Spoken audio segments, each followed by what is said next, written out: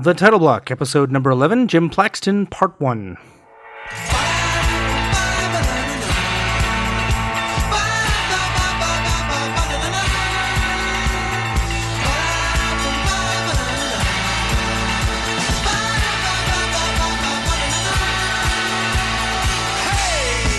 It's gonna snow tonight.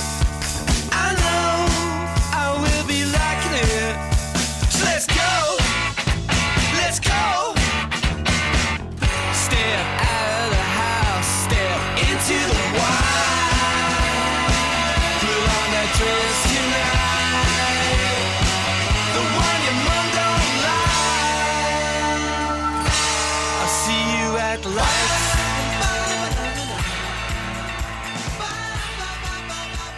Welcome back to The Title Block, a podcast about Canadian theatre designers, their history, and their craft. I'm your host, Michael Kruse, and on today's episode, I speak with venerable Toronto theatre designer Jim Plaxton. We talk about Jim's transition from architecture to film to dance to theatre, and his time as a co-artistic director at Theatre Passe Muraille. I bet you didn't know that one. And as well as his early career in Toronto. You can find the show notes at thetitleBlock.com/episodes. And without any further ado, here's Jim Plaxton. Jim Plaxton is a set and lighting designer based in Toronto, Ontario. Originally from Winnipeg, Jim built a 40-year career working in the local independent theatre and film industry in Toronto and producing over 500 productions while garnering 8 Dora Mavamore Awards. Jim went into semi-retirement in 1999 and, among other small projects, has been building an artist's colony in Jamaica. Jim, welcome to The Title Block. Thank you. Excellent. So let's talk about your early career, or your early life, actually. When did you graduate from... You graduated from high school in Winnipeg, is that right? That's where you're from? I think I graduated, I can't tell you the year, but it must have been 1961 or so, I think. No, wait a minute. Yeah. I think that sounds right. Yeah, about the age of 18, maybe 1960. I never passed French, so technically I have never graduated from high school. You're among friends with that one, that's for sure. Okay. And this was in Winnipeg. And this was in Winnipeg, yes. And you came out of that and you started first at an architectural firm apprenticing, is that right? What brought you to the architectural world first? The need to earn a living. Right. And also an interest in architecture. I'd been considering going to university and taking a general arts course and then architecture. But I was put in a circumstance where I had to earn a living. Moody and Moore, actually Mr. Moody, had designed my parents' nuptial house when they were first married in Winnipeg. So where do I go? I go knock on his door and say, I need a job. Bang, there I was. Right. It was that easy. And did you have to... So back then it was all apprenticeship. I guess you could go through the academic stream, but it wasn't required to... It took me a year to get my own drawing board. They gave me a little table in the corner, and it was my responsibility to look after all the files that the architects needed. Like they're doing windows, so they go to the file drawers and they pull out a bunch of files on windows, and then they just throw them on top. So I got into filing, basically. So when I wasn't filing, and that was very interesting because I learned a lot of stuff, like about concrete, about windows, about plumbing, about everything, because that's all the materials that go into a building were there in the files, and I had to touch them every time and file them. Did a lot of reading. So it was really sort of self-taught. And in my little cubby in the corner, I set up a T-square and practiced drawing, looking over shoulders of of the architects themselves. So that's how I started. Then I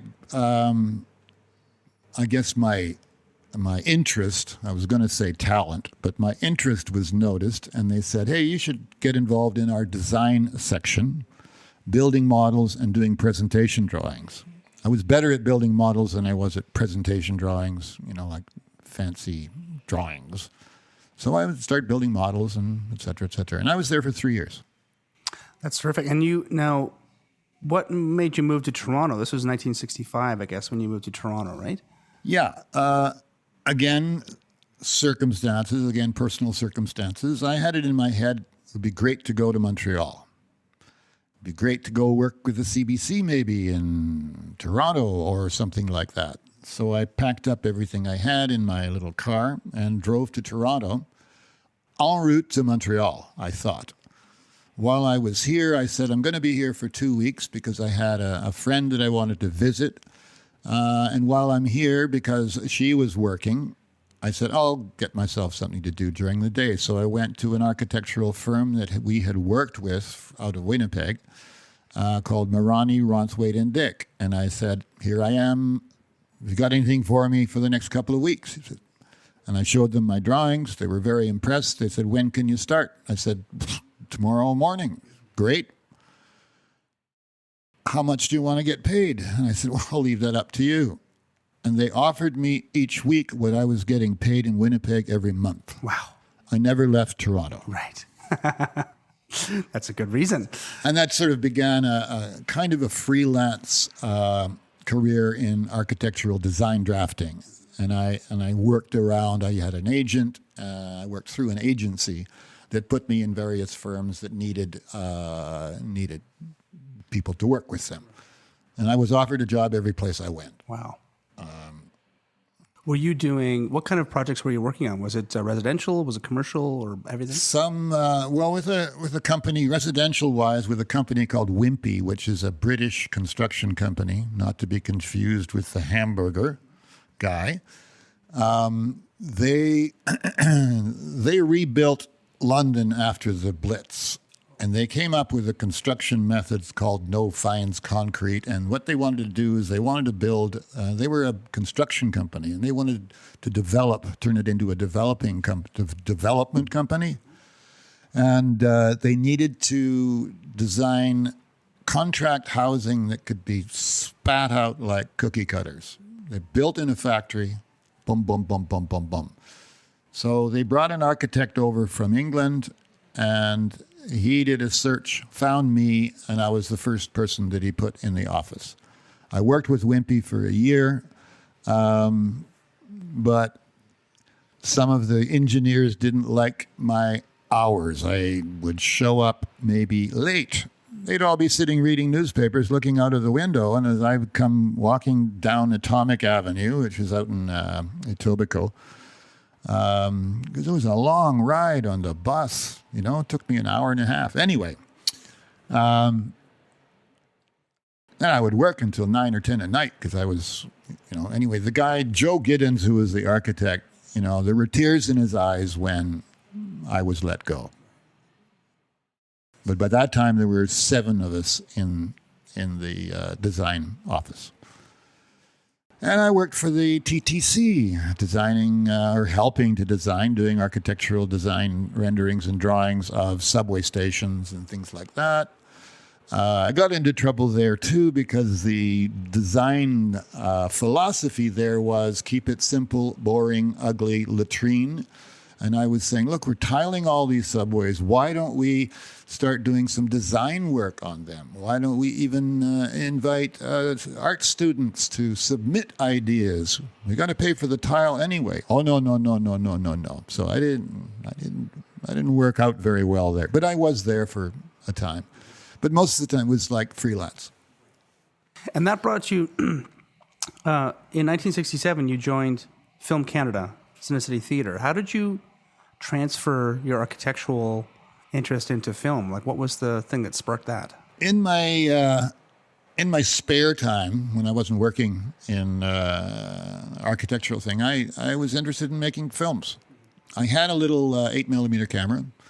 I ended up buying a 16mm camera and shooting films. There was at that time, there was a lot of people who were interested in making movies. Young guys like myself. But I bought a camera. Rather than just writing scripts and talking about all this great film I'd like to make, I just bought a camera and started shooting. So I shot films for not a lot, but probably a half a dozen other people.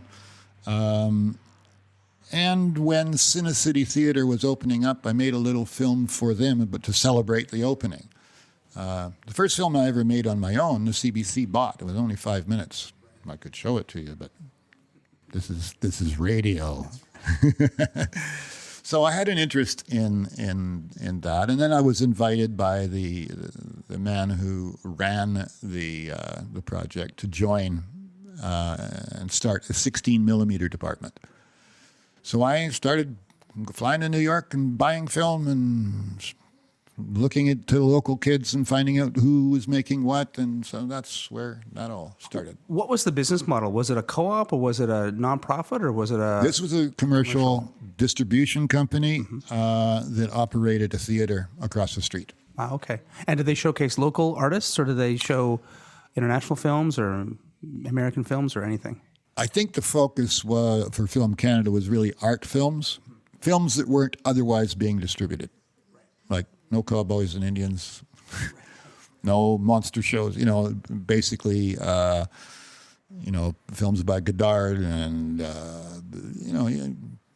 films that weren't being distributed. Mm-hmm. And how did you get training? Like Don't Look Back, for example, the Bob Dylan film. I was the distributor for that. Right. And how did you get your training? I mean, did you just buy a camera and learn how to use it? What was your first camera do you remember the camera that you bought? Was it an Ari Flex or something? Or no, it wasn't an Ari. Couldn't afford that. It was a Passe. Right. Oh, right. Okay. Passe with a big whack and zoom on it. All right. That had a big lever on the bottom. Right. Yeah. Nice. And did you just buy the camera and learn how to use it? Or did you have any mentors, or did you train? Well, because I had an interest in film, and I said, maybe I should go and take a film course. I was living near Bathurst and Bloor, where and the three schools of art had that was in my local community. And they had a program taught by Julius Kohani called, it's basically Film 101. And that's a group of folks were in there taking his course. I bought the camera from him. So I paid for the course, bought one of his old cameras, and I think I was the only one in a group of 20 young people that actually made a film for that class, because that was the idea. So, and that's how it started. Okay, now you said here that you were one of the founders of the Canadian Filmmakers Distribution Center with Robert Fothergill. Yeah. Now, that name is very familiar to me, but I can't place it. York University. Right. So tell me all about him. Like, how did you guys meet, or is that something? Film Canada, Willem Poolman was the president of Film Canada and CineCity. CineCity only lasted for about 10 years. But at that time, there seemed to be a need, apart from commercial distribution, of a way of collecting films from young Canadian filmmakers and putting them in a library and advertising them and getting them distributed in a kind of non-commercial way. Because our job at Film Canada was to make money. Whereas, and you can't make money with a 4-minute film. But film societies and film clubs all across Canada, so that was the perceived need. And it was also modeled after the New York, there was a New York film cooperative distribution group. And, people like Shirley Clarke and Jonas Mekas were head of that, or they began it, Even Andy Warhol was in there, but that's a whole other story. So that's where the idea came from. Robert Fothergill, I guess, had met Willem Poolman, and because I was involved with 16 millimeter film and a shooter, I think the other person involved at that time might have been Lauren Lipowitz, who became Lauren Michaels, of Saturday Night Live. But there were three of us. I think we signed the papers and became the first nonprofit directors. And then, I think we organized a few film showings and things like that. But and there was an office, and then I went off in my freelance world. Mm-hmm. Nice. Okay, great. How long were you with the Filmmakers Distribution Center? Was that I wasn't with them. Oh, okay. I was. I helped. Okay, so I never worked there. I wasn't employed. It was a nonprofit thing. It was sort of part of my responsibilities at Film Canada, I guess, in the 16 millimeter department. But it wasn't a paid position. Okay. And you said that you had shot Lorne Michaels' first film. Is that right? Oh yeah, Lauren came to me. Lauren and Rosie Schuster came to me and said, "Will you shoot our film?" And I said, "Sure. What's it about?" And it was about what was it called? The Green Hornets was the name of the film, and it was 2 parking attendants, parking meter people who put parking tickets on tags on cars. And one was an efficiency guy, and the other was a kind of Walter Mitty, like he would try to put a ticket on a car, and then a windshield wiper would break off in his hand, and that sort of crap, And it was just a little funny light film. Yeah, Nice.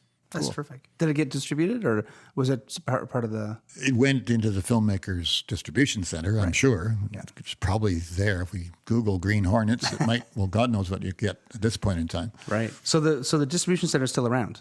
This is something I don't know about. So it still exists. I know the filmmakers co-op is there. Yes. And whether they have, because that came later. Right. Is this Lyft? Is this the same? I think so. Yeah. I think when it formed, it was the Canadian Filmmakers Co-op, but the distribution center might be a part of that, or it might be a separate thing. I don't know. Oh, okay. And Lyft, just for the listeners, Lyft is the Liaison for Independent Film in Toronto, I believe is the name of that. Great. So now you're doing the film stuff. What is the connection then? Tell me the connection between the film industry and then leaping into theater and dance, I believe was the first time that you sort of...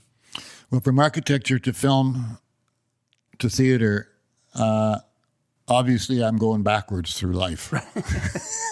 Many do go the Throwing other way. away perfectly good careers. My first connection with theater, I guess, through dance was with the Toronto Dance Theatre. When the Dance Theatre was formed, I had friends who were in the dance world at that time. In fact, a number of them were working for Cine City Theatre as the usherettes or the ushers, the people who show people to their seats and sell them popcorn. And that was the connection there. And I was taking a few dance classes just for fun and exercise, and probably for other reasons too, because they were very pretty girls. And I was asked to design a set for the Toronto Dance Theatre, actually for Peter Randazzo, the first thing. And I did one, and I did another one, and I did another one. And then they invited me to be their, resident designer and truck driver and linoleum floor layer, et cetera, et cetera, et cetera. Did you have any... I mean, obviously you came out of the architectural world. You had your drafting skills. You had your design skills. Mm-hmm. What did you have to rejig in your mind about designing for dance? Was this a natural transition for you, or did you have to switch the way that you were thinking about the space and about the dancers? Or yeah. To me, the thing, and I think this underlies my whole philosophy and my whole approach to design for stage, in that the designer's first job, in my opinion, is to get the actor on and off appropriately, with a minimum amount of horror, or fear or trepidation. In the same way, when you're designing someone's home in architecture, which is probably one of the more difficult things to do, there are bigger, more complicated things like hospitals and atomic energy centers, and I've worked on both those. But designing a home, you're designing space for people so that there is really a connection. Although theater is a little different because it's got... There's a play going on, okay? But, it's like serving the play, yes, but I think more important, you have to serve the actor. Because you got to get him on, you got to get him off. And you were so when did you come to Toronto Dance Theatre. Tell me about so was Toronto Dance Theatre already established? Had it just been established actually when I came on. There was a company called the New Dance Group of Canada, and that was Patricia Beattie, and she had done a few recital or performances. But then when Peter Randazzo and David Earle came on the scene from New York, all three of them had been trained in New York, different. I think both Trish and Peter had been at the Martha Graham School, whereas David, I think, had been José Lemon Dance Theatre. The three of them formed the Toronto Dance Theatre. Were they originally from Toronto? Is that why they came back? Or Peter was originally from New York. He's an American. David was from Toronto. His father had a button factory, Canadian Buttons, or Canada Buttons. And their motto was "Down with zippers." Okay. So they after I'd done at least two designs for Peter,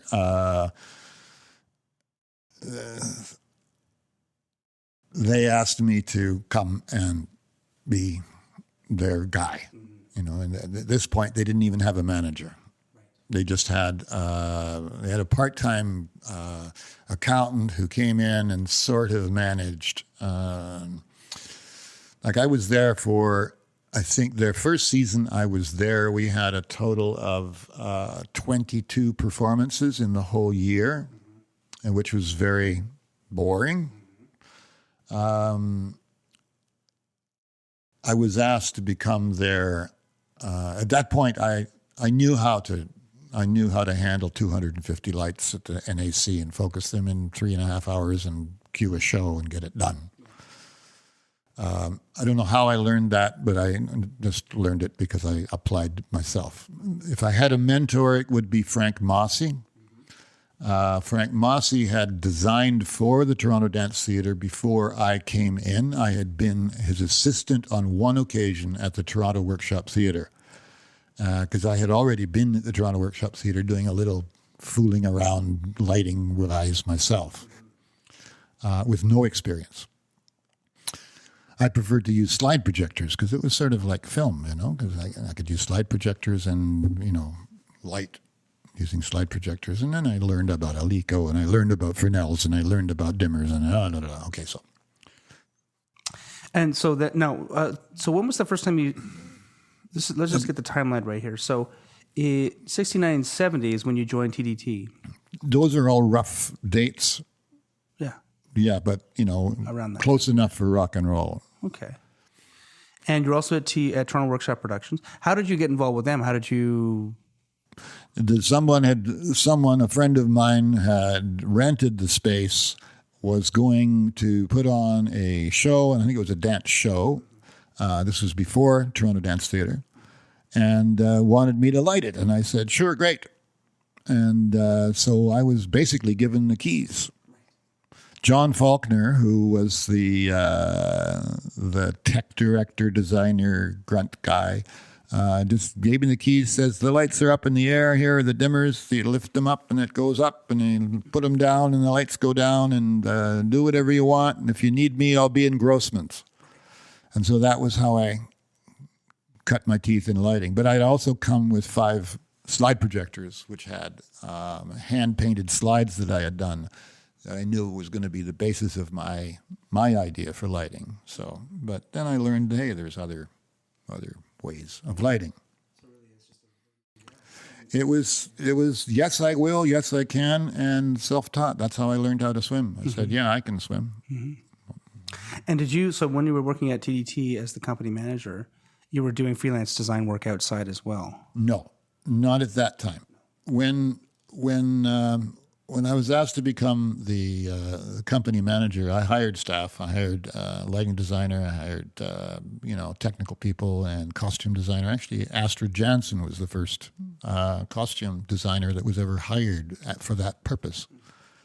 It was just one of the dancers putting the clothes together.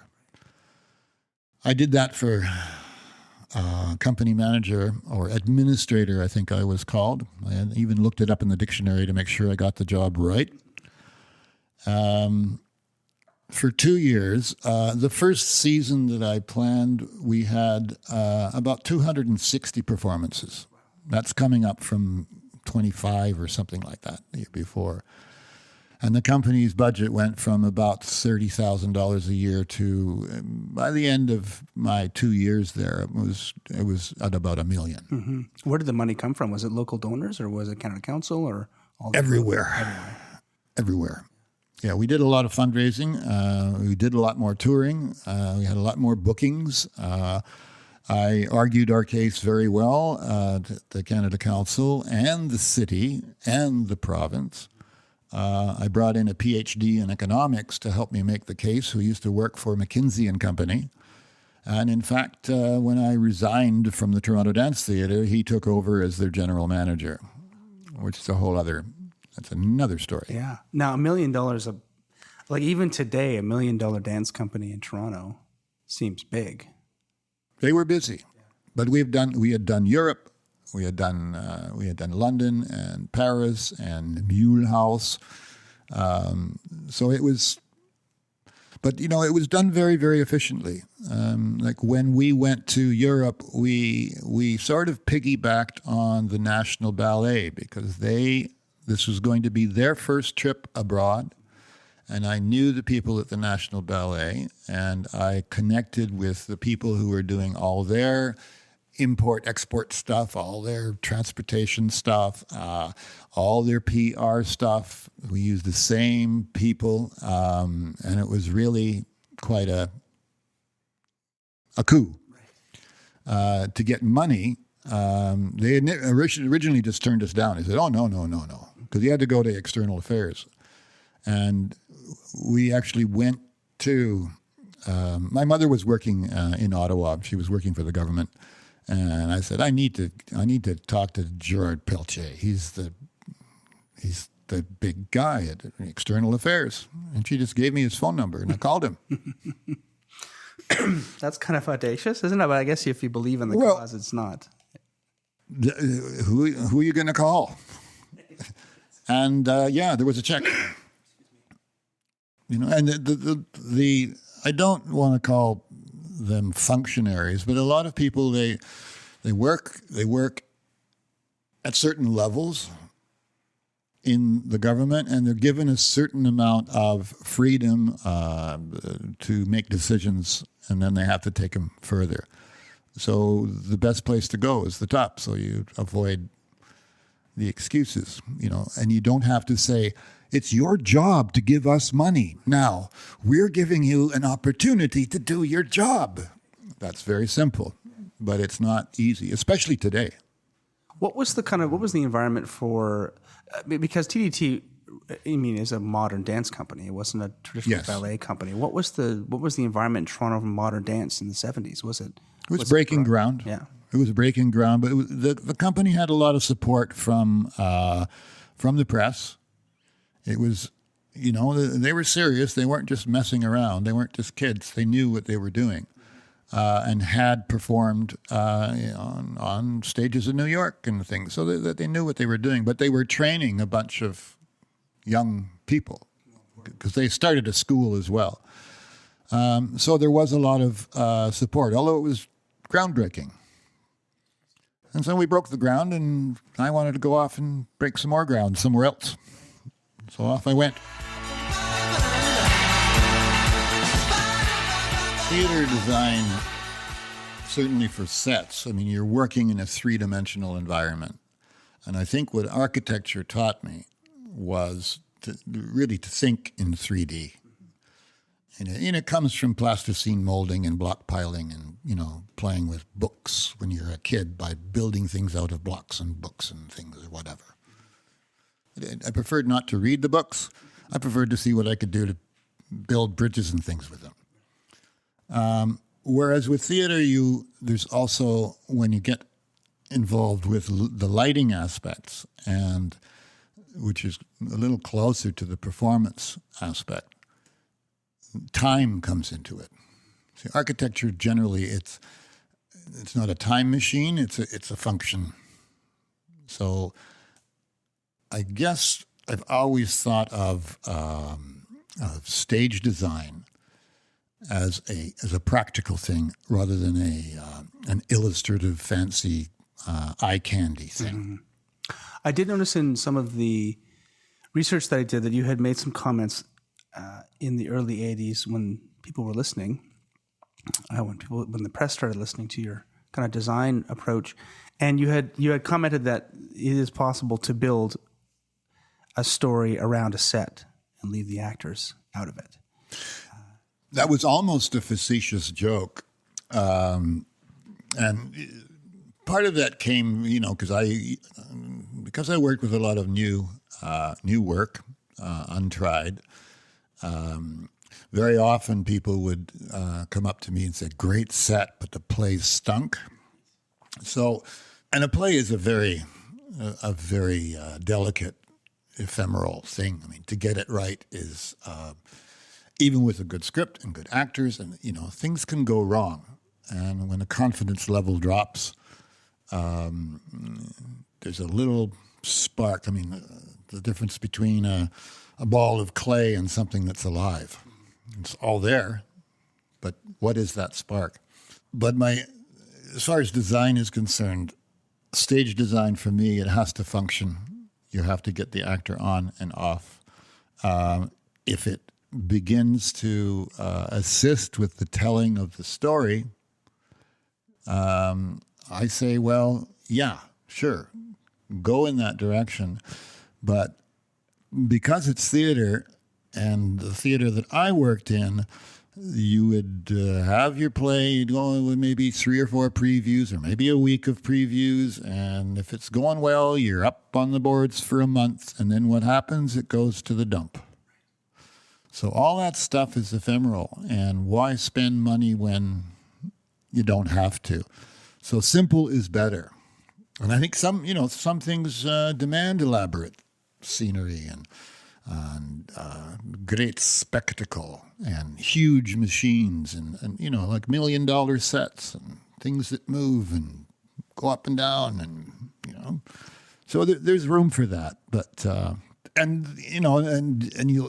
you could see in some of the films you see right now that the technical tricks are what people come to see. It's the big spectacle as opposed to the acting, and the story is usually boring and nothing, and you're watching Transformers transform or monsters come out in 3D. No, those are all. I don't know. It's even more relevant nowadays, I guess, because the budgets are shrinking. So you kind of have to be. People who survive are not the ones that rely on the $1 million idea. Well, they're the ones who I did OD on Paradise. I remember the first one that we did in the ground floor of Theatre Passe Muraille before I took the second floor out. My budget was $1,200. That was a big budget. I bought 22 tons of sand and a whole lot of paper, and that $1,200 also included the people that I had to hire to help build the thing. When we did OD on Paradise in the main tent after the floor went out, when we brought it back, my budget was $20,000. So that was kind of a stupid move to take the floor out, where I had a nice cheap little theater upstairs and a nice cheap little theater downstairs, and now suddenly we had a great big space to fill.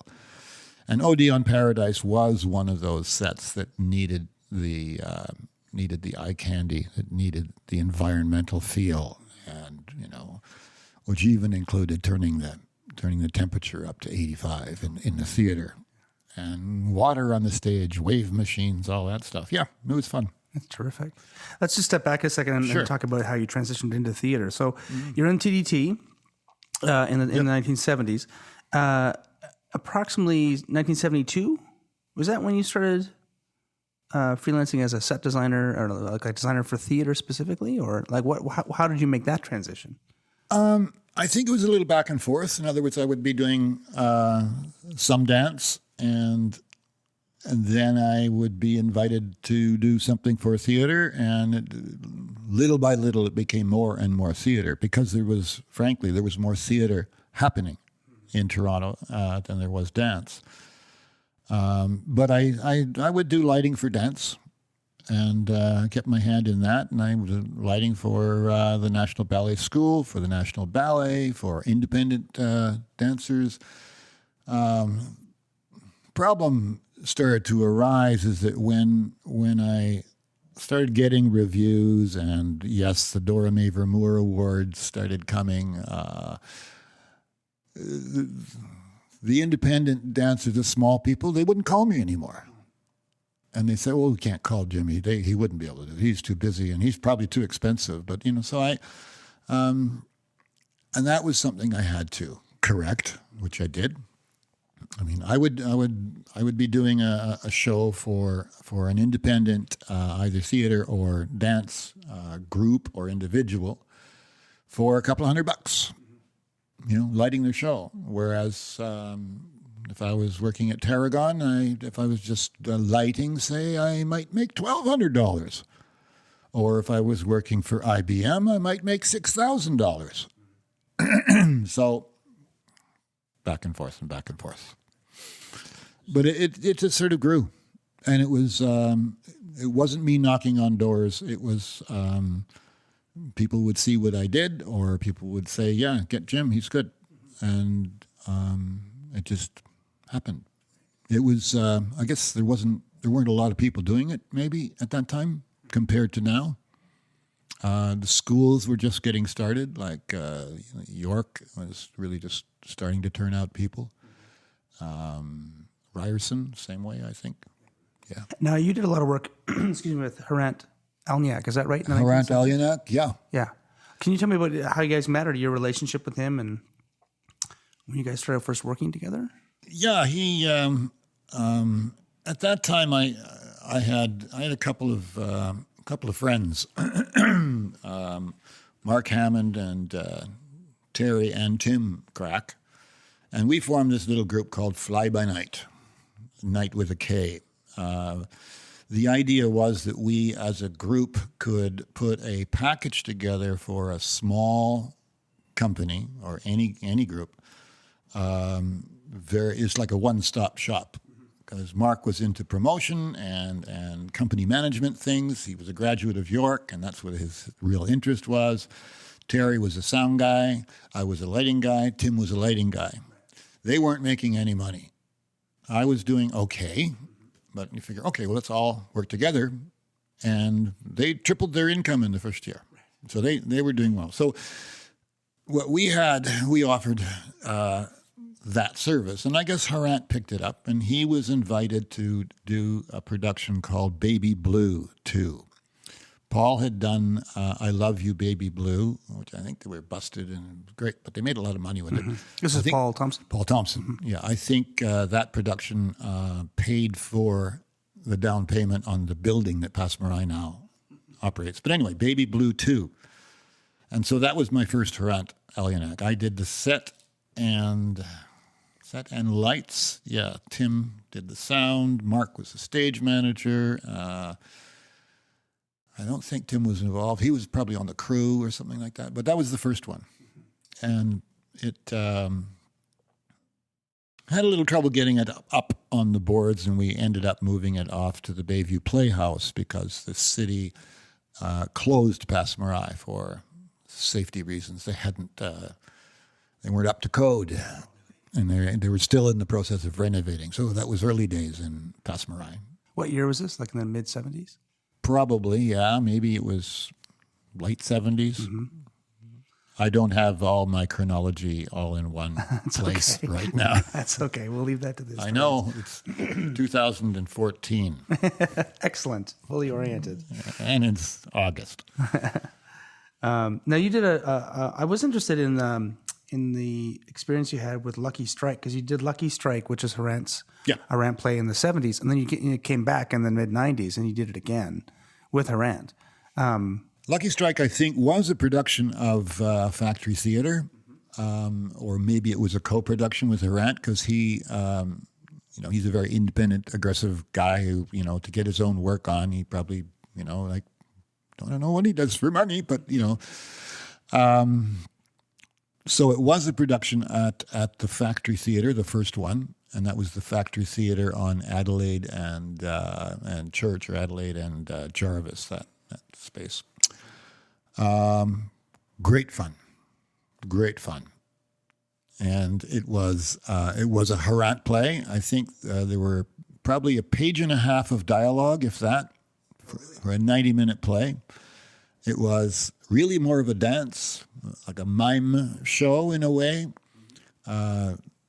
Super loud, aggressive music, lots of lights, lots of little effects, set in a warehouse, guns going off, and people dying, but it was it was a cartoon in a way, and a lot of fun, and it was successful. And yeah, we brought it back, took it to New York, in fact. And I'm not sure how long a gap there was. But I worked again with Harant, and I worked with him at Toronto Free Theatre. Did a production of what was called The Blues. I did costumes for that as well, set, light, and costumes. And that was set in a bar, 1950 New York. And it was just an interesting story that had a lot of dialogue, because they said, "Oh, Harant, he can't write dialogue. That's what he does. These big, long, stupid dance things." So he sat down. He wrote a play, So we did that, and so it was a more traditional. Could have played Tarragon. Right. No, cut that out. Excellent. So for the Blue Rinse crowd. Yeah, right. Exactly.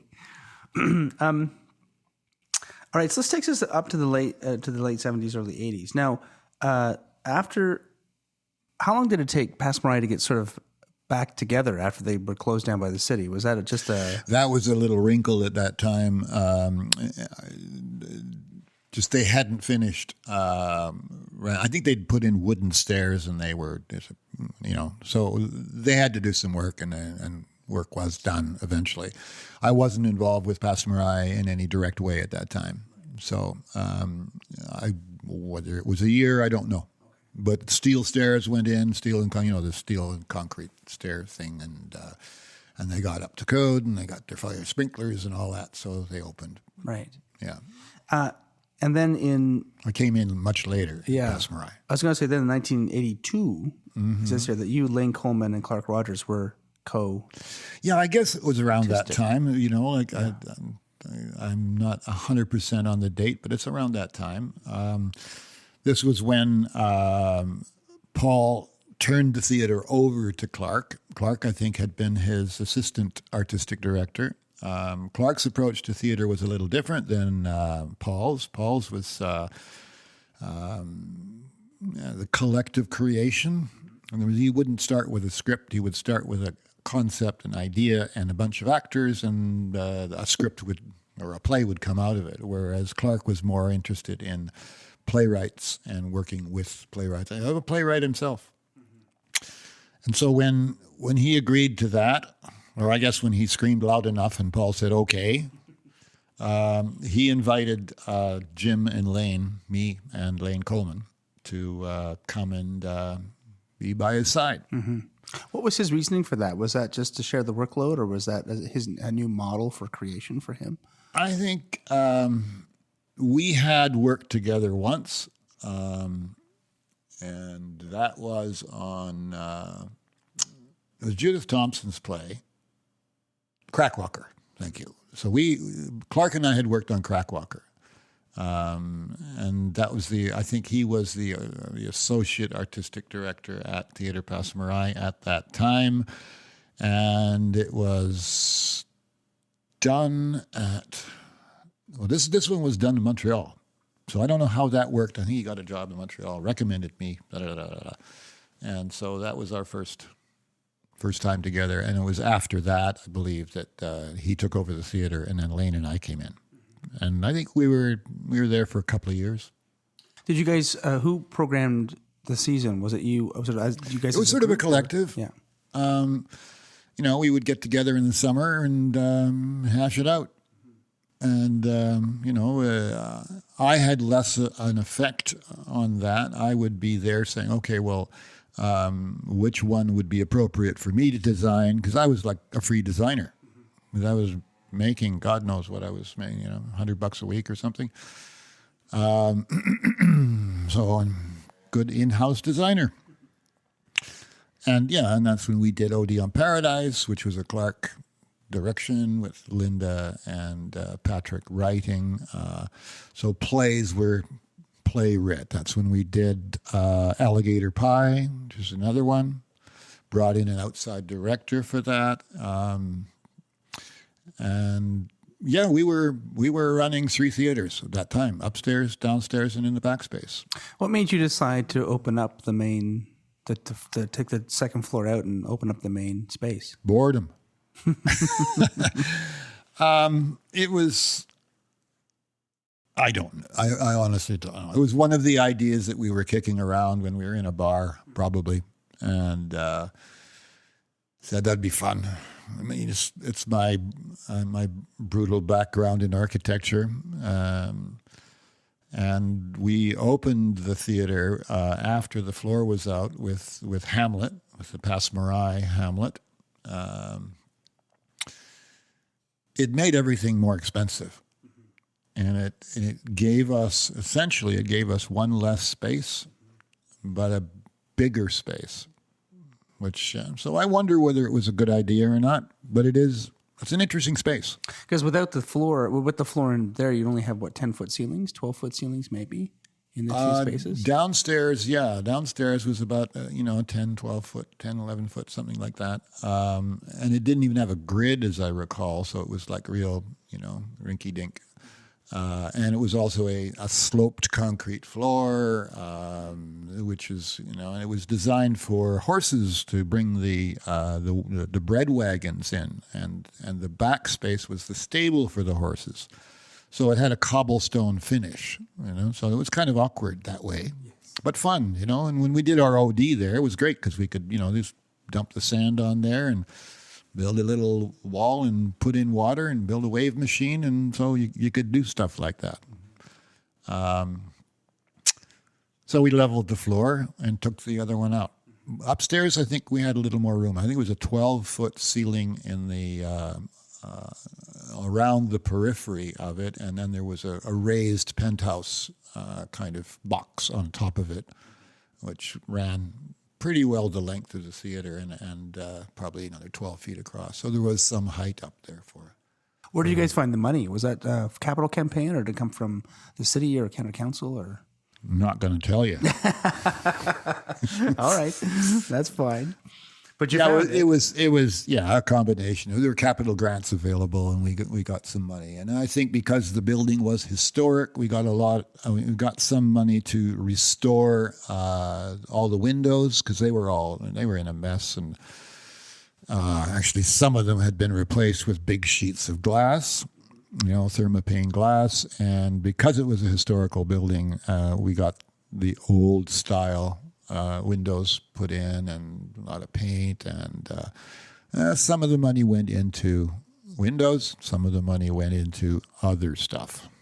And what was the reaction of the community to the renovation? I mean, there was the press that I read was a bit nostalgic for the old Passe Muraille, or at least one or two of them. But just like any kind of change, there's going to be people who are resistive to it. It sounds like it was a good move for the theater. I don't know whether the reaction was the physical changes there or the programming changes or a little bit of both. Mm-hmm. Who knows? I found the space very, very interesting and exciting, and I think there are ways because when I did the initial drawings for the renovation, taking the floor out, I had half a dozen or maybe more different configurations that we could use. Mm-hmm. Very exciting space. Mm-hmm. We did one of the Hollingsworths, or a couple of them in there as well. We made an Italian proscenium theater and had box seating on either side. We built a big cardboard, not just the cardboard box over the stage, but we built an entire cardboard theater out there. Right. And had the conceit of, velvet drapes and the front curtain and all that stuff. But it's still, he is never,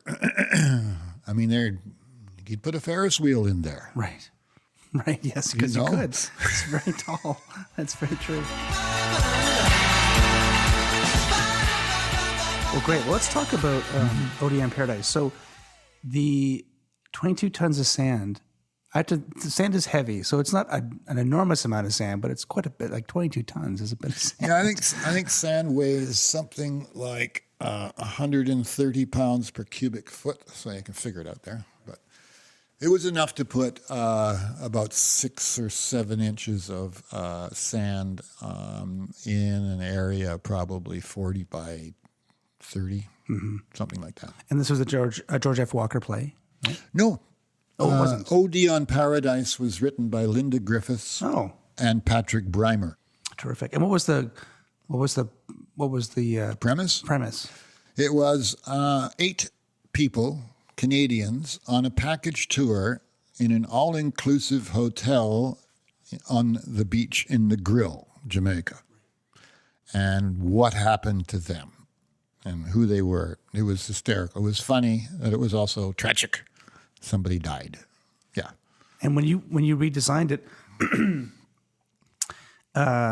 after the floor went out. The floor went out. What did you have to do? Like, obviously it's taller, but what did you have to do to sort of, was it a complete redesign? Or? Oh, yeah. Yeah.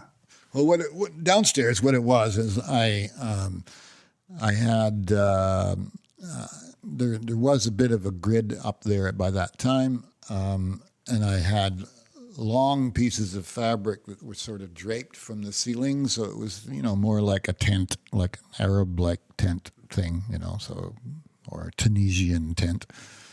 So it had a white feeling. In other words, that was supposed to be the sky and the sand, and then risers all the way around. And then behind the risers, I hung another cyc behind the audience, and at the very back row between the audience and the cyc was a paper leaves and things, tropical banana leaves and flowers and colors.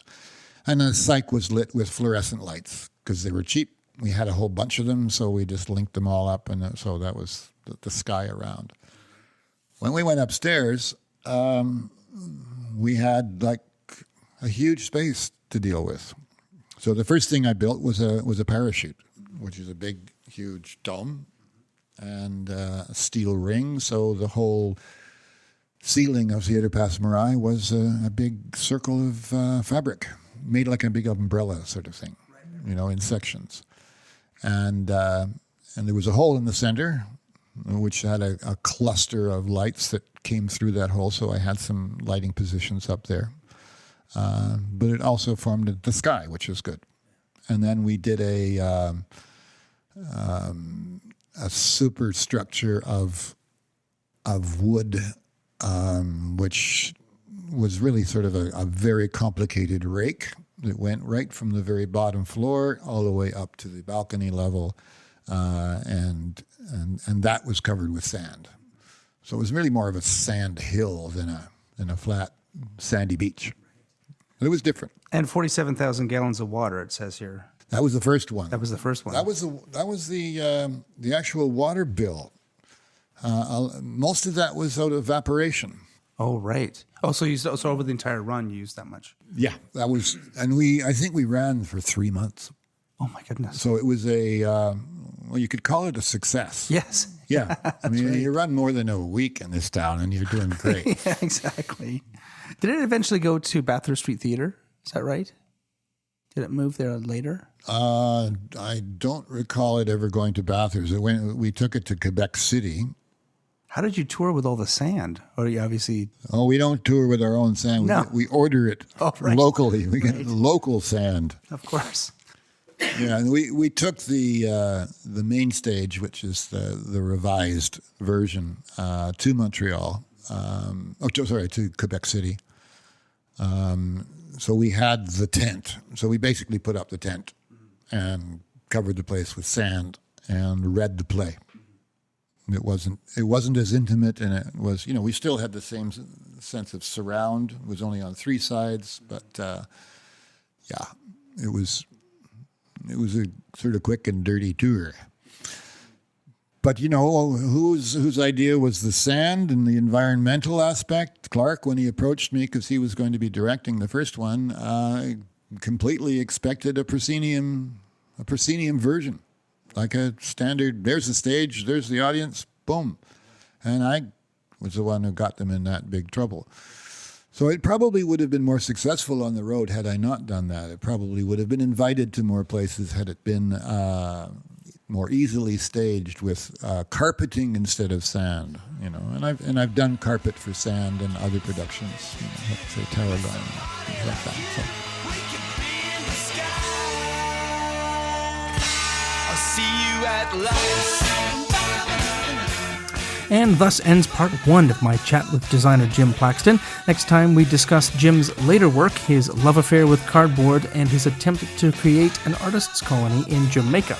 The music for this podcast is pod-safe music from the band 1990s called See You at the Lights. You can find them at roughtraderecords.com/the1990s. Please go to iTunes and give us a review. It'll help get the word out about this podcast and share the history of theatre design in Canada. And you can follow us on Twitter at the TitleBlockCA and on Facebook.com/the TitleBlock podcast. You can send comments and requests by email to thetitleBlock@gmail.com. Feel free to share this with your friends, colleagues, students, and teachers, or listen to it while you try to get rid of video black and long for the days of a Peebles box. I'm Michael Kruse, and I'll see you next time on The Title Block.